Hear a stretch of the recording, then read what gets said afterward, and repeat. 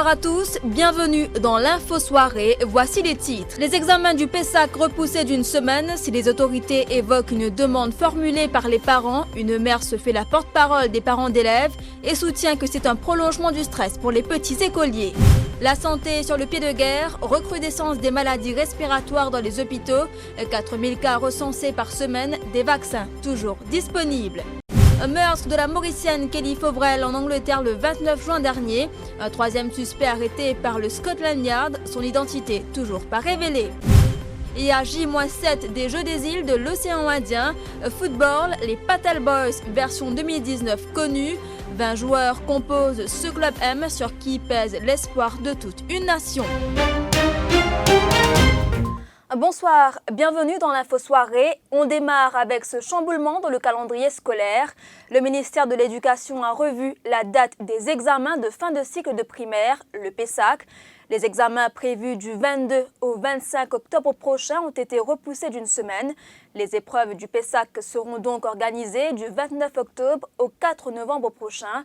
Les autorités affirment que les parents avaient émis le souhait d'une plus longue période de révision pour les enfants après un début d'année scolaire perturbé par les averses et les inondations. Les autorités ont répondu favorablement à cette demande, mais certains voient de ce timing quelques calculs ayant trait plutôt au calendrier électoral. Élodie Demeune. Oui, officiellement, c'est une requête des parents que le ministère de l'Éducation et le MIS ont acceptée. Dans certains établissements, le programme scolaire a été perturbé en raison des averses répétées. Les congés et ce mauvais temps qui a duré pendant les 2 premiers trimestres ont perturbé écoliers et enseignants. Le nombre d'absences dans des établissements se trouvant dans certaines régions affectées par les inondations ont pesé lourd dans la balance. Parallèlement, les observateurs politiques voient dans ce chamboulement dans le calendrier scolaire une autre démarche, celle d'un dépôt de candidature pour les élections générales qui interviendrait autour du 25 octobre. Ainsi, pour que les examens se déroulent dans la sérénité, il faudra éviter cette période. Des experts dans le domaine éducatif expliquent que de telles décisions sont prises en cas de force majeure. Il y a eu que très rarement des reports d'examen. La thèse des élections générales en novembre tienne la route pour eux. Voyons à présent ce témoignage de parents d'élèves recueilli par Christina Nélan à la sortie des classes cet après-midi. La nouvelle est carrément, je suis choquée parce que c'est aberrant, parce que j'ai une fille de grade 6. Alors, et je sais on fait beaucoup de sacrifices en tant que parents, surtout pendant le week-end, on fait beaucoup de sacrifices, on ne le sait pas. Et elle a beaucoup de devoirs, elle a beaucoup à reviser. Et maintenant qu'on apprend que les examens, c'est pendant les vacances, j'ai dit mais c'est pas possible parce que les vacances sont faites pour s'amuser. Après, on va dire c'est combien de mois de stress, on va dire depuis l'année, depuis le commencement de l'année, c'est un moment de stress. Et maintenant, arrivé le mois de novembre où les enfants doivent s'épanouir et maintenant qu'il y a les examens, non, c'est carrément impossible. Pour moi, c'est choquant et c'est aberrant. On ne peut pas accepter ça. Je suis contre, moi. Parlons santé à présent. Dans les hôpitaux régionaux, nous assistons à une recrudescence des cas de rhume et de grippe. Une moyenne de 4000 cas d'infection respiratoire enregistrés par semaine. Situation jugée inquiétante par les médecins qui rappellent la nécessité de se faire vacciner. Dans les hôpitaux publics, pendant ce temps, les patients affluent. Écoutez le docteur Fazil Kodabakos qui répond à Mima Omir.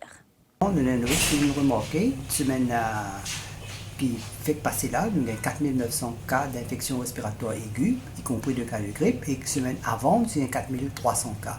Donc, expliqué par ce climat qui peut faire actuellement. Donc, c'est un climat qui est favorable pour une transmission de virus et parmi le virus de la grippe. Et tous les 3 virus spéciculés, AH1N1, AH3N2 et B. Nous comprenons que la grippe est très contagieuse, donc ils transmettent par 2 façons, par gouttelettes, quand ils ont toussé et éternué, et deuxième façon, par les mains. On comprend également que le meilleur système de prévention contre la grippe, c'est la vaccination. Depuis le 12 avril jusqu'à les chiffres jusqu'à le 9 juillet, le même chiffre, 97 000 effectivement, 644 personnes furent vaccinées par le ministère de la Santé. Et le vaccin est toujours disponible dans les hôpitaux, dans les 5 hôpitaux régionaux, c'est-à-dire les 5 hôpitaux, de 9h à midi, et les jours de semaine, et les samedis, 9h à 11h. Et cet après-midi sur Radio Plus, le projet de loi sur le financement des partis politiques a été au centre de l'émission Au cœur de l'info. Il réunissait les membres du gouvernement et de l'opposition. Le ministre du MSM, Etienne Sinatambou, et le député du ML, Sanguit Fawda, étaient présents du côté du gouvernement. Et du côté de l'opposition, le député du PMSD, Adrien Duval, Adjay Gones, député leader du MMM, et Ritesh Ramphol du Parti travailliste ont répondu présents. Le ministre Etienne Sinatambou a évoqué la possibilité que certaines sections de la loi soient votées, même s'il n'y a pas de consensus sur le projet de loi. Une proposition qualifiée d'insensée par les membres de l'opposition présents sur le plateau. Je vous propose un extrait de l'émission. Quelles ressources, quels moyens je propose pour donner à la commission électorale pour superviser l'élection pour ma besoin et faire une enquête pour ma besoin? Et surtout qu'il y ait élection très rapprochée. Mais qu'est-ce que ça? Moi, je pense que la réponse, elle est toute trouvée. Si, comment Adrien Duval fait qu'explique, le gouvernement capable vote 180 millions de roupies pour superviser et organise les élections générales, il n'a pas pris aucune hésitation pour mettre les fonds requis pour qu'ils nous assurent, une fois pour toutes, qu'il y a une transparence dans nos élections, qu'il y a une accountability, qu'il y a une meilleure réglementation, qu'il y a aujourd'hui sur le financement politique. Donc pour moi, la question ne se pose pas. L'État pour voter, pour mettre les fonds requis à disposition. Mais ce qui me semble dire, une question que je pense importante, vous faites trouver là, c'est des coûts de 180 millions d'euros pour organiser l'élection là. Ça c'est du monde qui peut travailler pour l'élection là. Mais du monde qui peut participer à l'élection là. Ou pas quoi, il y a une relation, un prorata. Au chapitre des faits divers, un homme de 25 ans a été arrêté hier pour le double meurtre de Kelly Fauvrel, une jeune femme d'origine mauricienne, et de son nourrisson à Londres le 29 juin dernier. La jeune femme âgée de 26 ans, alors enceinte de 8 mois, a été poignardée à mort chez elle. La police londonienne avait identifié un homme grand, mince et portant des gants dans les parages de la demeure de la victime aux environs de 3h15 du matin. C'est la 3e arrestation dans cette affaire chez Adjadou. Moins de 2 semaines après ce meurtre, la police a pu mettre la main sur un 3e suspect. Il s'agit d'un jeune homme de 25 ans habitant la même localité que la victime. Le suspect est actuellement en détention au Central London Police. C'est d'ailleurs cette même unité de la police qui a procédé à son arrestation hier. 2 jours après le drame, la police avait procédé à 2 arrestations. Il s'agit d'un homme de 37 ans et un autre âgé de 29 ans. Le suspect de 37 ans avait été relâché sans condition alors que l'autre suspect a été relâché sous caution. Le drame s'est joué aux petites heures du samedi 29 juin dernier. La victime, qui se trouvait à son domicile, a été poignardée à plusieurs reprises. Elle n'a pu être sauvée malgré l'arrivée rapide des secours. La suite de ce journal après la pub.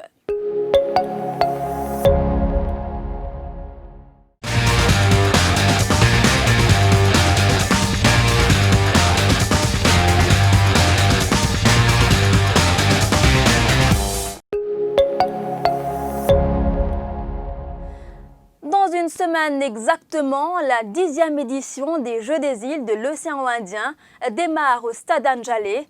Et ce vendredi, l'on connaît enfin la composition finale du Club M. Une vingtaine de joueurs choisis par le sélectionneur de l'équipe de football mauricienne, Akbar Patel. Une sélection qui a été finalisée après un stage intensif en Afrique du Sud.